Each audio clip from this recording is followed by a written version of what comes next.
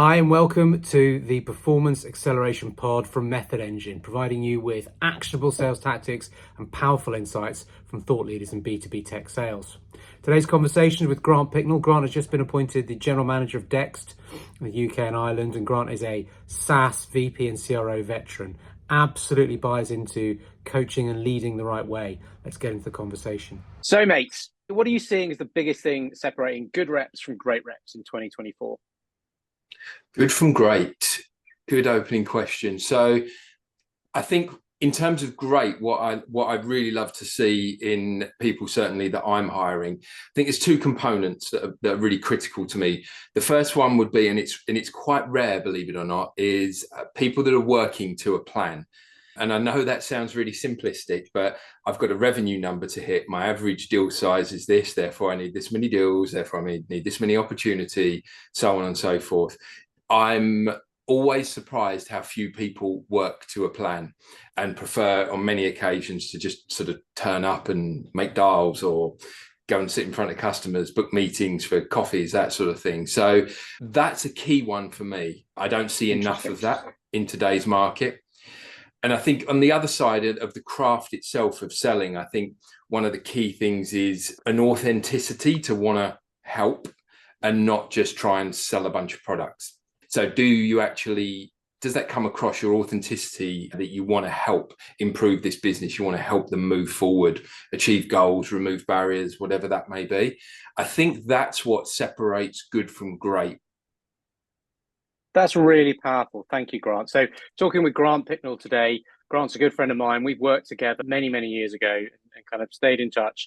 Grant, it'd be great if you could just introduce yourself, kind of overview of kind of your journey in sales. And I suppose what I'm particularly interested in is, Sure.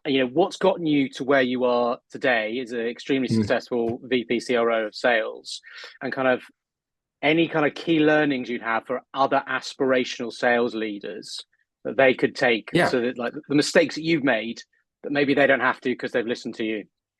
Sure. Yeah. So my journey was almost an accidental one. So I went to college. I trained in media, wanted to be a TV cameraman, became a trainee TV cameraman, and for very, very little money and almost out of necessity. I don't come from a very affluent background. And so almost out of necessity at 17, I was paying the mortgage with my dad.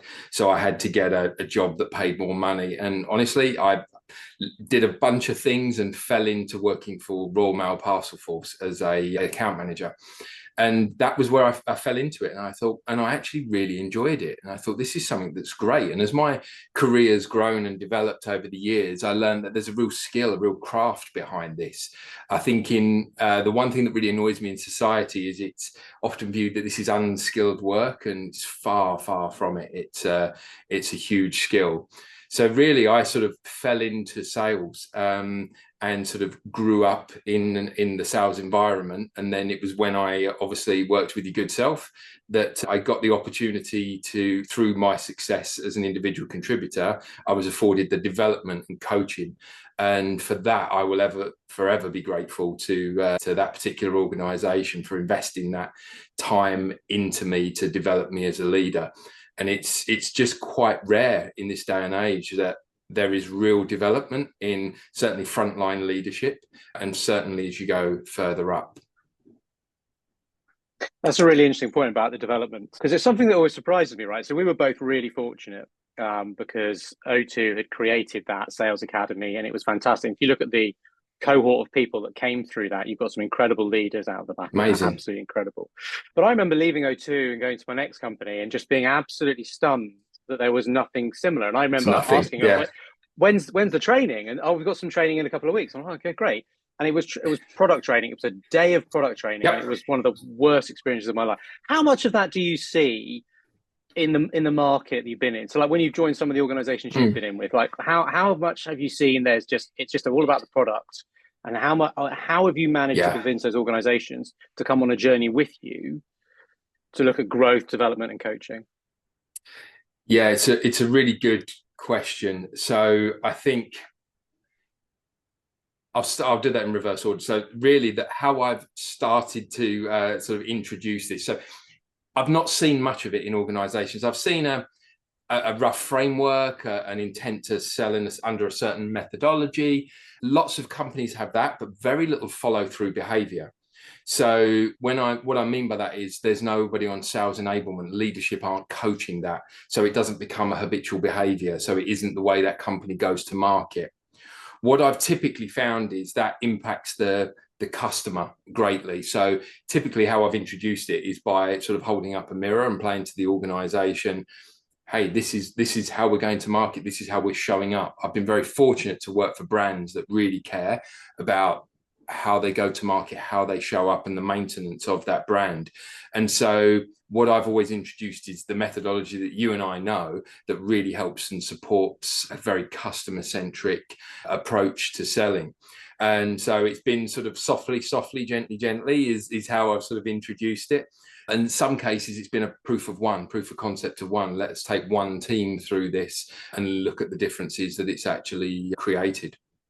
I'm fascinated by that holding the mirror up in that analogy that you used. Could you talk us through a little bit about like how you, and obviously you don't need to share specifics if they're sensitive and so on, but I'm really interested to know, like, how did you go about doing that?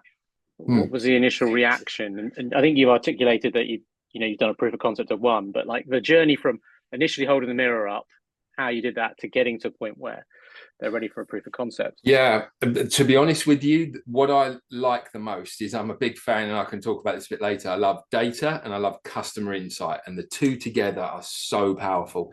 So typically what I'll show an organization is, look, here's our conversion rates, and they're massively inconsistent. We go from 5% to 50%, depending on the salesperson. There's inconsistency. So you can sort of produce that in terms of hard data. Then you can literally hold up a mirror in terms of, I'd like you to come out and see meetings, or because a lot of those can be recorded on Teams or Zoom these days, and recorded calls from a telesales department. I think playing those back, and as a leadership team sitting around and pressing pause and going, what do we think about that? What do we think that customer's thinking right now? What value have they just added on that call, or have they eroded it? Could we replace that salesperson with a bloody good questionnaire on the internet? And I'm mean about that, but I genuinely, I'm also quite sincere about, if we're not adding value, we're eroding it, because time is the most precious resource of any business. So holding up that mirror in terms of what is the real reality of what's going on in this organization today. Wow, that's really powerful. So the two things I love there, the customer insight and the data, and how the two overlap. That's really powerful. There's kind of some, and this is a slightly off-topic one, but talking about eroding data and eroding value, and could we replace that salesperson with a bloody good website? There's a lot of talk in the market around the kind of the SDR, BDR role at the moment. And with AI, with automation and so on and so forth, there's lots of conversation that maybe the SDR role is dead, the demand gen role has changed, and so on and so forth. I'm just interested, I know it's slightly off topic at the moment, but do you have a view on demand generation and whether that is, rather than kind of leading you, do you have a view on it and where it might be going? Yeah, I'll answer it in a roundabout way, and I promise I'll come back to your point. I start every sales academy that I launch or induction program by saying, if you Google today top 10 obsolete jobs in 10 years time, around number 3 to 5 will be salespeople. And that's because the way that people buy today is very different to what it was in the 70s, 80s, 90s. And I won't teach you to suck eggs in this audience as to why. But therefore, you've got to move up the food chain. You need to evolve your role and what you do. You need to really be adding value. You need to be doing things that machine learning can't. If all we're doing is showing up and talking about product or qualifying you into a product, you're dead. You're dead in the water. You have to evolve your role. And I really like to put that positive pressure on people. You're going to be out of a job in 10 years' time unless you evolve, because the volume of roles will be different. I think the role, coming back to your question of an SDR and a BDR, is really important. But my goodness, you've got to be better today than in our younger individual contributor years you were then. You really do. People are numb to various different methods of contact. Your relevancy, you've probably got about 30 seconds to be relevant on a phone call like that. So your research has to be better. You have to be much better at your craft. It quite annoys me, actually. The SDR, BDR type function is often viewed as like the first run of the ladder. my goodness, that's a craft. That's a hard thing to do, to be relevant that fast. And I would argue in many ways is actually, and this will be controversial, is actually a greater skill than some of the people who are coming next in that chain. Yeah, that's really interesting. I think so. I've got a very similar view of the SDR BDO role. I actually think the SDR BDO role is stupid, right? But I don't think SDRs or BDRs are stupid. I think the idea that you would get somebody who could open the door and get somebody talking and then hand that on to somebody else, it's just crazy. The sooner you introduce those individuals, in my opinion, to a full sales cycle sale, the better. And I appreciate really good point. Organizations think about different values, and actually if it's above a certain value, maybe it does need somebody who's a bit older, a bit wiser, a bit more long in the tooth. But those, you're right, it's such a craft, it's so tough that those individuals need to be being exposed to the full sales cycle sooner rather than later. And the sooner you can do that in that SDR BDR role, the better. Yeah, don't disagree. Let me just tell you the one, and in the last 2 years, the one and only cold outreach I've responded to. It was actually via Vidyard, which made me, obviously, gentleman was holding up a sign saying, "Hi, Grant." And I was like, what? So I was tricked into the software, but I wouldn't have responded unless what I opened was something that was so bloody relevant. This person had clearly done massive research into me, into the organization I work for, and his questions were so relevant, and it triggered, I could talk about this as well for ages, but the law of reciprocation. Like, he'd invested that time to research into me, and I'm like, well, I've got to reply back to this person, because even if I don't want to buy the thing, I have to reply back because he spent this time researching into me and making his questions so relevant. So that is the only one in 2 years, and it was because of the degree of relevancy. Could you expand on that a little bit more? I'm interested to know what it was you particularly highlighted that was so relevant, because that's quite a tactical, and everyone's different, but getting that tactical point to explaining what he highlighted. They are. So it started off by talking about me personally. I know I know from your profiles, you're this type of leader.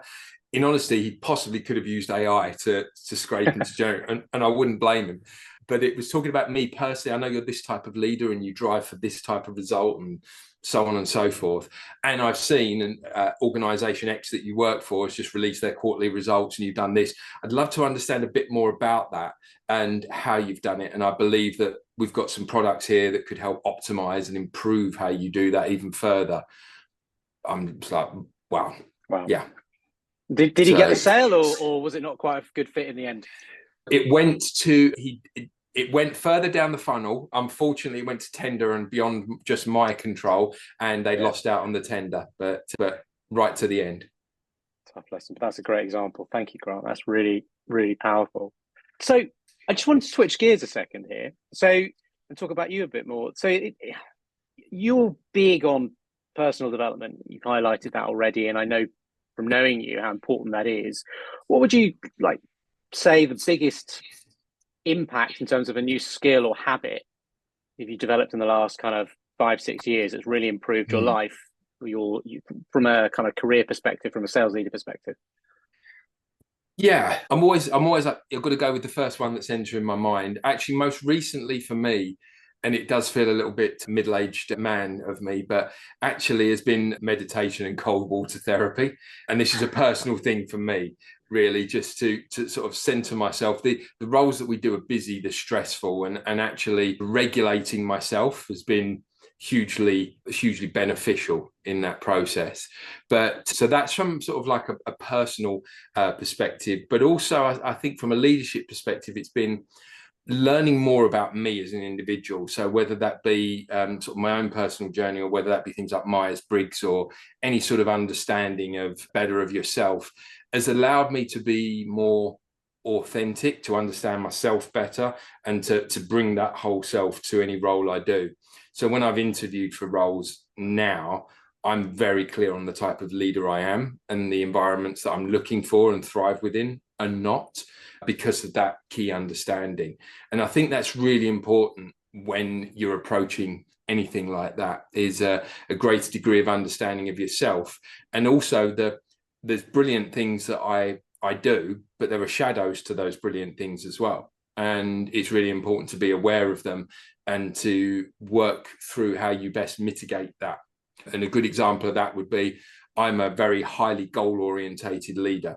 And the classic archetype to that is you look back behind you and all your men are dead, right?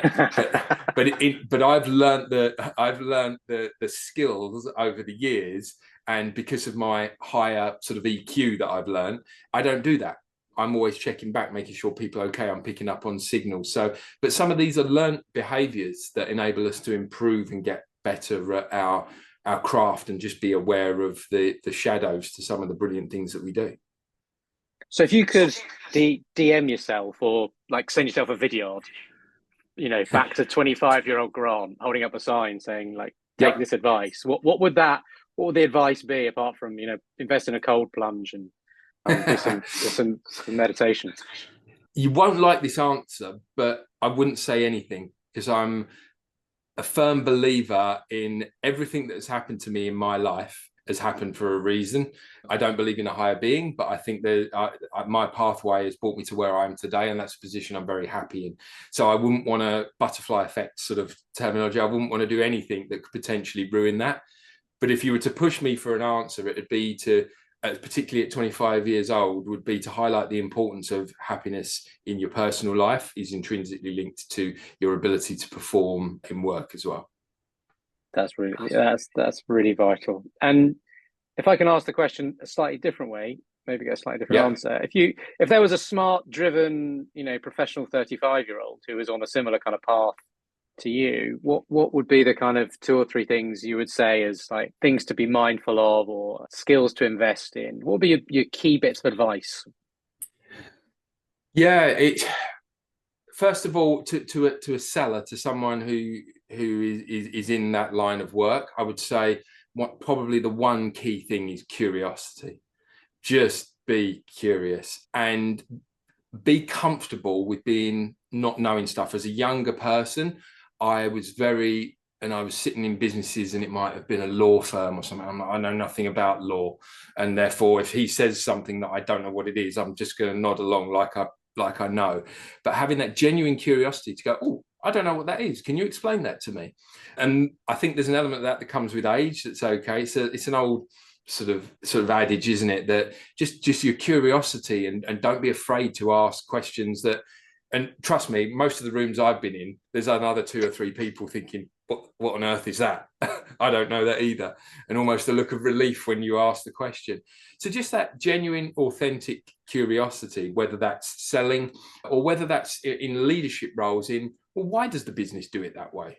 Why have we got there? And questioning and digging deeper into understanding and asking that. And I love the Simon Sinek approach of being the dumbest person in the room, because it's just so important.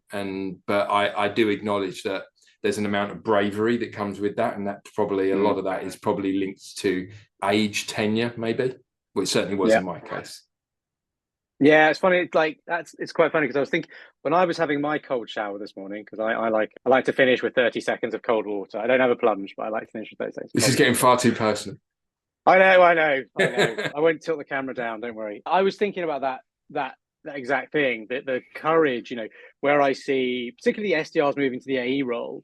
It's that actually not knowing is a learned skill, almost, to be able to say, what does GDPR mean, or what does CAC stand for, or I don't understand why that's important. Now there are ways of asking it that you can develop when you're younger, more inexperienced, that don't make you sound like you think you might sound. Yeah, true. But still asking those questions early, particularly early in a sales process or early in a job role, are kind of really vital. So that curiosity piece is massive. And you've talked a lot about leadership. And I know you've worked, as we say, you've worked particularly hard on your leadership approach. What do you see as the key attributes of a successful sales leader? Not, I suppose, in general, but also specifically today, 2024, where there's so much change going on. What are the kind of key attributes that are important to make sales leaders successful? I think for me, I'm a firm believer the outcome, and I can talk about the behaviors that lead to it, the outcome I want to achieve with people is, first and foremost, is probably psychological safety.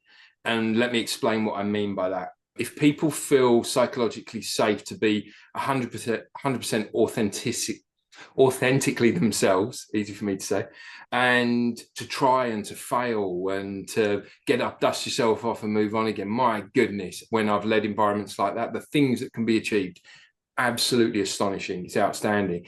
So I try to achieve that, but I try to achieve it my way. Everyone's going to be different. My way is through authenticity myself, openness, honesty. I always say there's about 5% of my role I can't talk to you about, but everything else, why am I not sharing? I'll tell you how the brutal honesty of how this pay plan's devised, or how we've come back to these numbers, or why we've made this decision. Just open honesty, transparency, authenticity. And I think over time, in my experience, that's led to other people feeling comfortable and opening up, and then sort of getting to a world where they're okay to try and fail. Confidence in leadership for me comes from when I don't want you to sweep things under the carpet. My goodness, that worries me. I want you to be able to put all your dirty laundry on the table and we'll work through it together. I always say to my leaders, we can fix anything. I just need to know what's broken. And when I don't know what's broken, that's when I don't feel great. So that openness, honesty, and transparency I expect back. And then a very fast follow underneath that really is accountability. I'm a huge one for radical candor and accountability. So in a lot of my plans that I build, there'll be a marketing SQL number or MQL number or something like that. Marketing leader is there, fully accountable to drive that. And if it's off that number, that's okay. But tell me why. Why is it off, and what are we going to do about it? How are we going to fix it? Or maybe we're just going to, you've worked with one of your peers who owns the next part down, which is for sales to improve the conversion of it, so as we can accept a lower volume of leads because the quality's better or whatever. So it's that hand-in-hand nature of transparency and openness, but real accountability to owning your line that's going to deliver the end result for the organization or the business. Fantastic. That's great. I'm big fan of radical candor as well, and that level of transparency. I really liked what you said there about, look, there's only 5% of my job that I can't talk about, but the 95% is on the table. So I'll share it. You guys ask it. I wish more leaders were like that, because that creates an incredible environment of trust. Agreed. So just switching to kind of get tactical again for a minute. You talked a lot about the plan, right? You've talked a lot about how important it is to have a plan, that you have a plan. You expect your salespeople, your peers in, whether it's marketing or ops, whatever it might be, to have a plan. Yeah. Is there a particular format of a plan that you've developed and run with? Have you stolen like an artist from somebody else, or is each plan new, just starting with the end in mind and working back? Each plan is new, dependent on the business, the products, the services, whatever it may be. One thing I find is really typical of organizations is the complexity of you might have multiple products with different pipelines and different customer journeys and all that sort of stuff. Is simplification of that pipeline. That's the hardest thing. Simplify it down to your 5, 6, 7 master metrics that you're going to measure this business on. And you can double click on those and expand into them, of course. But when you're running an entirety of an organization or channel, that's really important to be able to do that. And that's where the trust in your leaders around you comes in, to really be transparent, to own that, and to come back with help needed or what you're going to do about it in order to get that. There was a report out beginning of this year about sales benchmarks. Win rates are down across the board in B2B sales by about 18%. Sales cycles are increased by about 16%. Deal values down by about 20%. This is from Pavilion and EBSTA, their kind of data that they produced. In that kind of macro environment, in an environment that's kind of demand negative almost, where if you go back maybe 5, 6 years, certainly, before the pandemic, it was kind of relatively easy to kind of build demand and get things across the line. But in this slightly depressed environment, what are you saying to your salespeople to get them to be able to perform, to get them to be able to, achieve where others are failing? What are the kind of top key messages and the key skills you're trying to impart? How I'm combating that or coaching people to come up against that is it's about drilling deep into the customer's needs and building an effective ROI. It's compelling enough to make a change. If that ROI is powerful enough, there's no need for a seller-centric pushy sales. The ROI is going to determine if this is a good thing to do and how quickly to do it.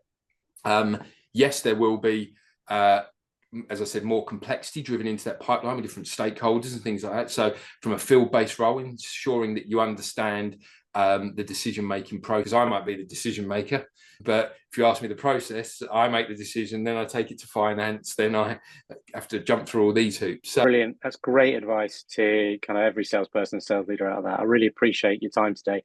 In terms of final parting thoughts, anything you'd like to say or add? Anything you'd like to promote or accentuate? It's just what I would say. What I would emphasize is probably the importance of failure and to view it as a key part of your learning process. Don't be afraid of it. There's a stigma attached to it. Like football, how many times has that boy that's turned into a man stood in a park, hit a ball and missed? Thousands of times, arguably. You've got to do that. You've got to do the same day in, day out. To be honest with you, my failure I've had as such a key.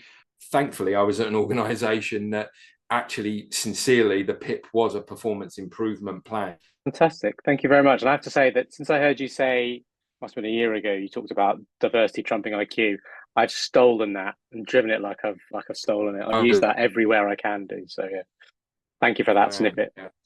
No, absolutely. Love it. Brilliant. Cheers, Grant.